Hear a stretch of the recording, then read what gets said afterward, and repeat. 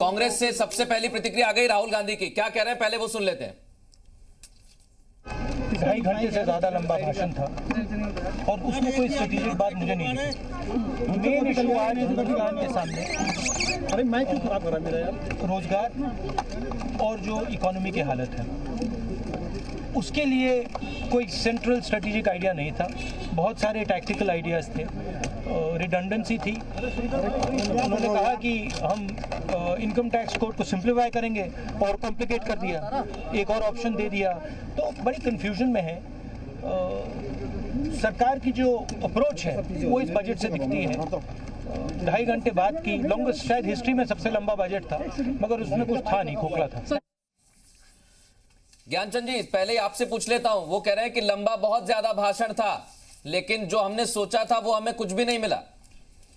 नहीं देखिए, नहीं भाषण के अंदर कंटेंट्स भी थे। मैं समझता हूं कि जिस प्रकार से उन्होंने हर मुद्दे को टच किया और हर वर्ग के फायदे के लिए, चाहे वो गरीब के लिए, किसान जो मकान की बात है, किसान के लिए पूरा इंफ्रास्ट्रक्चर की बात है, और पढ़ाई एजुकेशन की दृष्टि से और अन्य सभी चीज़ों के ऊपर फोकस किया है। और मेन जो मैं समझता हूँ फोकस है वो इंफ्रास्ट्रक्चर बनाने के अंदर ऊपर है, ताकि देश जो है तरक्की की राह के ऊपर चल सके, चाहे वो एजुकेशन है, चाहे वो हेल्थ है, चाहे वो फार्मिंग है, और चाहे जो हाउसिंग है। मैं समझता हूँ कि प्रयास है इसके अंदर कि जो देश है वो आगे बढ़ सके, आगे जो तरक्की कर सके, उसके लिए इंफ्रास्ट्रक्चर मैं कहूँगा जो मेन मैं कहना चाहता हूँ कि इंफ्रास्ट्रक्चर का जो इन्होंने इसके अंदर प्रोविजन किया है उससे देश को और हर वर्ग को आगे बढ़ने का मौका मिलेगा। लेकिन सबसे अहम सवाल ये हो जाता है कि बजट बहुत लंबा था और इसे समझने में वक्त लगेगा, इसलिए आज हम इतने बड़े पैनल के साथ बैठे कि हर एक चीज को बारीकी से देखा जाए, समझा जाए। हमारे साथ साहनी साहब मौजूद हैं। प्रदीप साहनी जी, मेरा आपसे कॉन्टेक्स्ट ये है कि किसान हो, चाहे टैक्स स्लैब की बात हो मिडिल क्लास के लिए, उनके लिए बदलाव बहुत किए लेकिन घुमा फिरा के किए। मिलेगा कुछ, लोगों के पास आएगा जेब में?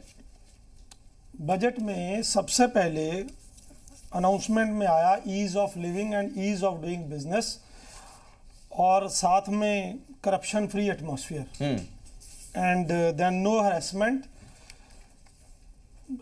Can't be tolerated.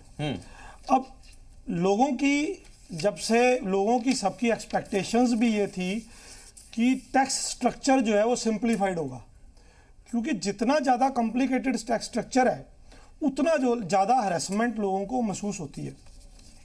अब यहाँ पे आज अगर टैक्स के रेट को देखा जाए तो जैसे ही उन्होंने ऑप्शनल करा, इसका मतलब एग्जिस्टिंग जो स्ट्रक्चर को ऑप्ट कर रहा है उसको उन्होंने कोई बेनिफिट नहीं दिया, वो तो आउट कर दिया उन्होंने।